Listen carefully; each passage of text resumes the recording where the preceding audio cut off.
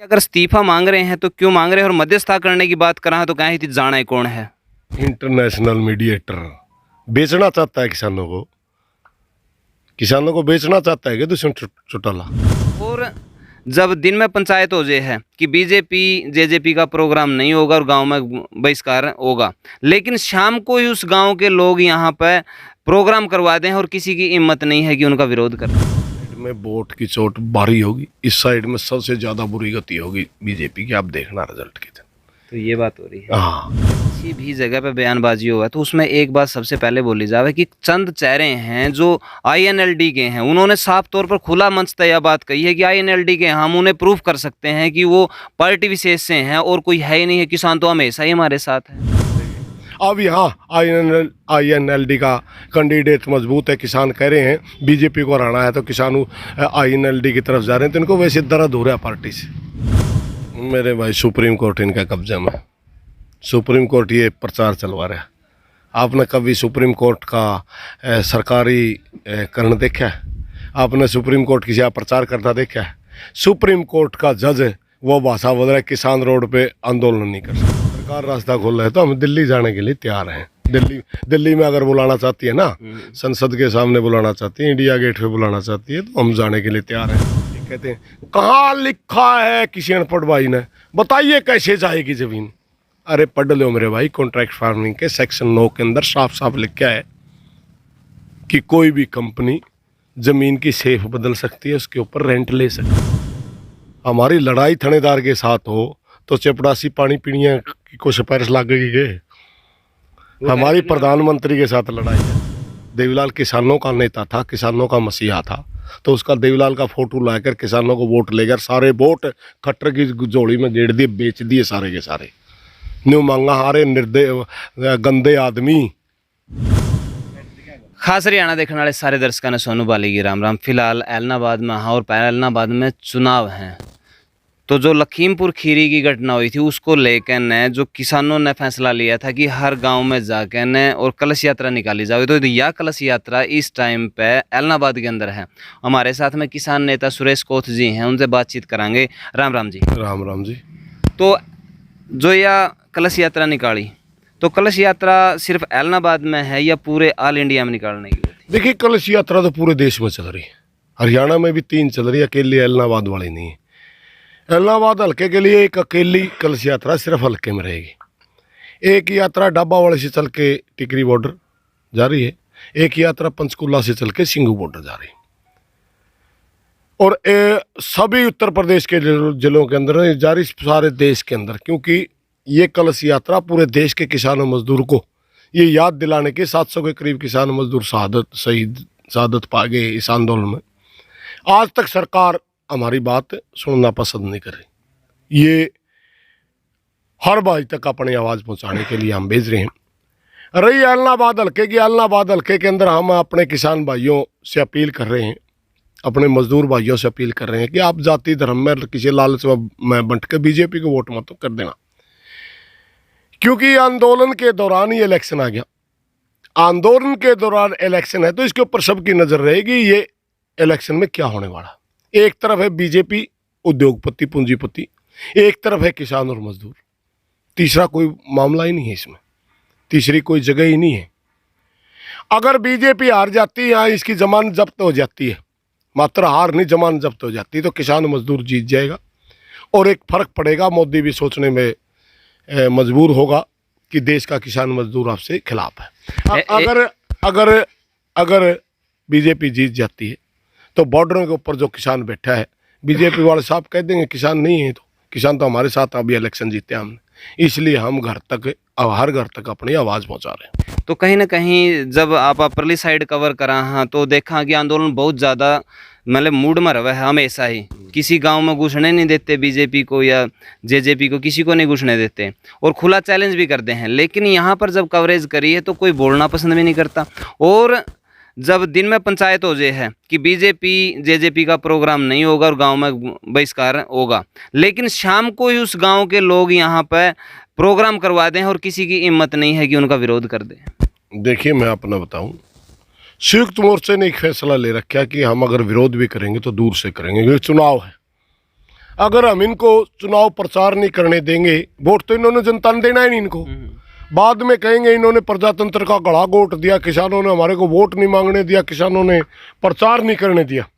इसलिए हमने इस सारी बात पे विचार करके ये कहा कि इनका विरोध तो करेंगे, काले झंडे दिखाएंगे और नारे भी लगाएंगे, मगर हाथ किसी को नहीं लगाएंगे, पर्सनल टच किसी के साथ नहीं करेंगे। जिस बेल्ट की आप बात करते हैं, हमारे सरदार भाइयों की बेल्ट की, वो उन्होंने कह दिया कि ठीक है संयुक्त मोर्चा सिर माथे है, मगर भाई हम तो अपने बीजेपी जेजेपी वाले हमारे गाँव में ही नहीं बढ़ने देंगे। तो वो स्वतंत्र भी हैं, क्योंकि वो पहले वाले फैसले पर अडिग हैं जो पूरे देश के अंदर है। मात्र इलाहाबाद के लिए हमने ये कहा था भी पर्सनल विरोध ना करो, हाथापाई ना करो, गाली गलौच ना करो, वोट के जरिए विरोध दर्ज करवाओ, घर घर जा करके प्रचार करो कि इस हत्यारी सरकार को वोट नहीं देना। ये हमारा फैसला। परली साइड के मुकाबले विरोध करने वालों की संख्या भी काफ़ी कम है इस साइड। इस साइड में वोट की चोट भारी होगी, इस साइड में सबसे ज़्यादा बुरी गति होगी बीजेपी की। आप देखना रिजल्ट के दिन। तो ये बात हो रही है। हाँ, याद रखना आप इस बात को। 45 बोलते हैं ना इसको, ये 45 भाईचारा नाम जाना। ये ऐसी जड़ में चोट देवेंगे इस बीजेपी के कि ये याद रखेगा। क्या समझता है कि आप पैसे के बलबूते पर आप इलाहाबाद को ब्लैक में कर लेंगे या पैरामिलिट्री फोर्स लगा के आप इसको डरा के वोट ले लेंगे? भूल जाना। ये बहुत सियाने लोग हैं और अपने शरणपथ का परिचय देंगे। जब भी सरकार की तरफ से किसी भी जगह पे बयानबाजी हुआ तो उसमें एक बात सबसे पहले बोली जावे कि चंद चेहरे हैं जो INLD के हैं, उन्होंने साफ तौर पर खुला मंच तय यह बात कही है कि INLD के हम उन्हें प्रूफ कर सकते हैं कि वो पार्टी विशेष से हैं और कोई है ही नहीं है, किसान तो हमेशा ही हमारे साथ हैं। इनका बीजेपी वालों का विरोध तमिलनाडु में हो रहा है। तमिलनाडु में INLD का कैडर है, हमने तो सुना नहीं। इनका विरोध पश्चिम बंगाल में हो रहा है, हमने तो सुना नहीं पश्चिम बंगाल में INLD का। INLD हरियाणा की पार्टी है, राजस्थान में कुछ लोग हो सकते हैं, उत्तर प्रदेश में हो सकते हैं, ग्रीन बेल्ट जिसको बोलते थे, आगरा से लाहौर के बीच, ये यहाँ तक की बात है। इनका विरोध तो वहाँ हो रहा है जहाँ हिंदी समझी ही नहीं जाती मेरे भाई बीजेपी वालों का। तो इनको केरला में नहीं घुसने दे रहे लोग, तो वहाँ भी INLD चले। ये बकवासबाजी है। ये जहाँ पर बड़ौदा चुनाव था, बड़ौदा चुनाव में कांग्रेस का प्रत्याशी मजबूत था, वहाँ किसान ने कहा भाई बीजेपी को हराना है किसी भी हालत में, तो किसान ने वहाँ चले गए। अब यहाँ INLD का कैंडिडेट मजबूत है, किसान कह रहे हैं बीजेपी को हराना है, तो किसान INLD की तरफ जा रहे हैं। तो इनको वैसे दर्द हो रहा है पार्टी से। एक बात और है जी, क्योंकि किसानों के लिए कुछ दिन पहले यहाँ पे जो निर्दलीय चुनाव लड़ने लग रहा है एक विकल्प प्रचार, जो अपने आप को किसान नेता कहा है, जब मैंने उनसे इंटरव्यू कराया तो वो कह रहे हैं कि जो SKM है वो राजनीतिकरण लग रही है और INLD के गिरवी पड़ी है, वो तो इस तरह के बयान देने लग रहा है। वो मेरे भाइयों अन्ना का चला गया, अन्ना को सारे लोग जाना RSS का चमचा है। वो VM सिंह के चला गया, VM सिंह को सब जानते हैं, वो आंदोलन तोड़ने के लिए तुला हुआ है। तो हमने ऐसे चलो वह बिना मतलब की बातों में पढ़ना नहीं चाहा करता, कौन व्हीकल हमें जानता भी नहीं, गणा सांग नहीं से ने। SKM गैर राजनीतिक था, SKM गैर राजनीतिक है और SKM गैर राजनीतिक रहेगा। देखिए मैं आपको बता दूंगा, हमारे बीच में वो पार्टियां बैठी जो सीधी राजनीति करती हैं, मगर स्टेज पे राजनीतिक भाषा नहीं बोल सकता। कॉमरेड साथी सीधे राजनीति करते हैं। बंगाल में चुनाव था, हमने अपने स्टेज पे कॉमरेडों को चढ़ने नहीं दिया, CPM वालों को। हमने कहा कि आप अगर किसान के नाते, किसान सभा के नाते आते हैं तो आइए, CPM का अगर बिल्ला विलाय का आया तो नीचे चलोगे, और यहाँ पर ये बोलना होगा कि बीजेपी हराओ। उनके खिलाफ जा रहा था वो प्रचार, हम वहाँ कह रहे थे कि बीजेपी हराओ, और बीजेपी को ममता हरा रही थी, 2 जगह वोट जा रहा था। मैंने अभी आपको बताया था ना, इसलिए INLD के वो चेहरे कह रहे हैं, वहाँ वो कह रहे थे कांग्रेस विरोध कर रहे हैं बड़ौदा में, यहाँ कह रहे हैं जो इनको पीटता है। हम ममता के साथ हमारा क्या लेना देना था? ममता हमें जानती ना, ममता को नहीं जानते। हमने बंगाल में जाके कहा कि बीजेपी को हराओ, वह ममता जीत गई। वहाँ कहने लगे तो उसके हैं पता नहीं क्या पार्टी हो, TMC के वो है। मेरे भाई हमने टीएमसी की भाषा का ही नहीं मेरा उसका मतलब कि वो टीएमसी सुना है टीएम यार तीनों अक्षरों का मतलब है नहीं मेरा की रोड़ा है। तो हमने इस बात से मतलब नहीं हमें जीतता कौन हमें मतलब इस बात से है कि बीजेपी की जमान जब्त कराओ। तो आप बात कराएं थोड़ा बॉर्डर के ऊपर चल रही गतिविधि का बारे में जी। तो वहाँ पर चर्चा चल रही है कि ये किसान रास्ता रोक रहे हैं, फलाना रास्ता रोक रहे हैं, जबकि किसानों ने साफ तौर पर बैरिकेटिंग का ऊपर भी लिख दिया है भाई किसानों ने रास्ता नहीं रोक रखा है, रोक रखा है सरकार ने खुलवा दियो, हमने कभी मना करे है, लेकिन फिर भी बदनाम करने के लिए काफ़ी भाषाओं का प्रयोग कर रहे हैं। मेरे भाई सुप्रीम कोर्ट इनका कब्जा में, सुप्रीम कोर्ट ये प्रचार चलवा रहा है। आपने कभी सुप्रीम कोर्ट का सरकारी करण देखा है? आपने सुप्रीम कोर्ट किसी प्रचार करता देखा है? सुप्रीम कोर्ट का जज वो भाषा बोल रहा है किसान रोड पे आंदोलन नहीं कर सकते। हमने आंदोलन करने के लिए कि हम रोड पे आए ही नहीं थे, हम तो रामलीला मैदान जा रहे थे, सरकार ने रोक दिया, हम बैठ गए। अब सरकार हटा देगी फिर दिल्ली चले जाएंगे। सरकार आज हटाए, सरकार आज बॉर्डर से अपने बैरिकेड हटाए, हम उस जगह से उठ के दिल्ली चले जाएंगे।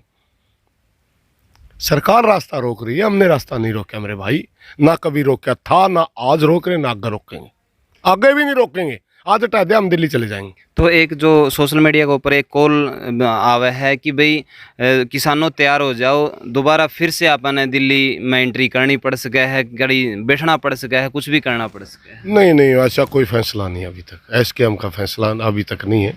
व्यक्तिगत मैं कोई बयान दे दूँ, आप कोई बयान दे दो वो अलग बात है, मगर ये फैसला ज़रूर है कि रोड हमने नहीं रोक रखा। ठीक है ना, पक्के घर भी बना रखे हैं, सारे कुछ कर रखे हमने, पैसा भी लग रहा है, लंगर भी लग रहे हैं, लेकिन अगर सरकार रास्ता खोल रहा है तो हम दिल्ली जाने के लिए तैयार हैं। दिल्ली में अगर बुलाना चाहती है ना, संसद के सामने बुलाना चाहती है, इंडिया गेट पे बुलाना चाहती है, तो हम जाने के लिए तैयार हैं। सरकार अगर वहाँ बुलाना चाहती है तो, वरना हमारी बात मान ले। अंत में मेरा एक ही क्वेश्चन रहेगा जी, कब तक इस चीज़ का सोल्यूशन होने की उम्मीद है और अगला कदम एसकेएम का क्या रहने वाला है? देखिए टाइम तो बताएगा मोदी, वो कभी बुला ले। आंदोलन के दो रूप होते हैं, एक रूप होता है आवाज़ उठाना, अपनी बात को मीडिया के जरिए ज्ञापन दे करके, भूख हड़ताल कर करके, पैदल यात्रा करके, धरने लगा करके, ये होता आवाज़ उठाना, वह हमारे खिलाफ हो रहा है, सो आप हमारी सुनिए। और एक होता है कि ये मानने वाले नहीं है, ये आंदोलन हर हालत में लड़ना होगा, जीतना ही होगा, वो आखिरी दम तक लड़ा जाता है, ये आंदोलन वो है। हम तो आखिरी दम तक लड़ने के लिए निकले हुए हैं। अब से मैं तो मोदी जाने कब अगर मोदी आज हमारे से बात करके किसान मजदूर की बात मान लेता तो हम घर आ जाएंगे। मैं तो वो बताएगा ना, अगर नहीं मानता है तो बच्चे कितने दिन चलो, हम तो घर से निकले 11 महीने चल रहे हो गए, आगे भी जितने दिन वो चलेगा। देखिए इस देश के अंदर एक घोषित तानाशाही आई हुई है।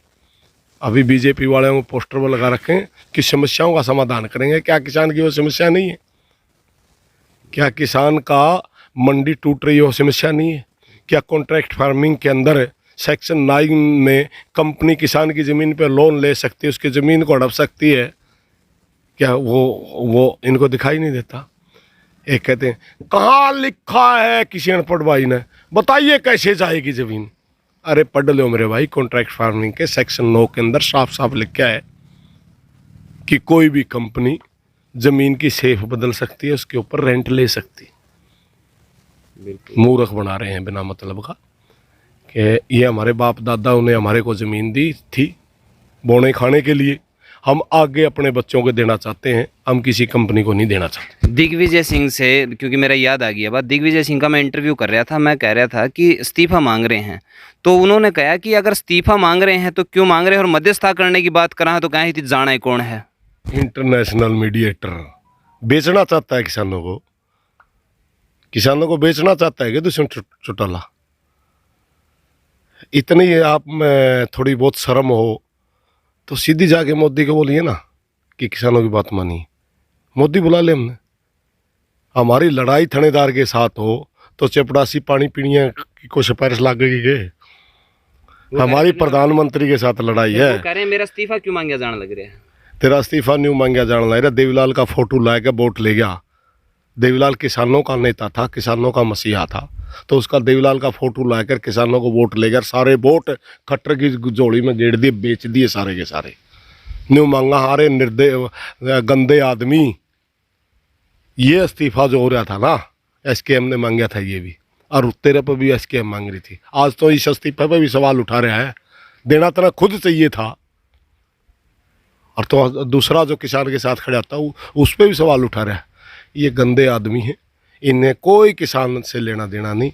ये सारे किसानों के वोटों ने बेच के खा गए, बीजेपी के गिरवी रख दिया सारा किसान। वरना बीजेपी किसानों ने तो इसको हरा रखा था। 50 सीट विरोधी जीते, बीजेपी नहीं जीती। धन्यवाद जी। तो हमारे साथ में सुरेश कोत जी थे, काफ़ी अच्छे विचार थे और अपने जो विचार हैं नीचे कमेंट बॉक्स में ज़रूर दियो, वीडियो ने शेयर कर दियो। कैमरामैन संदीप डांडा के साथ में सोनू वाली, खास हरियाणा।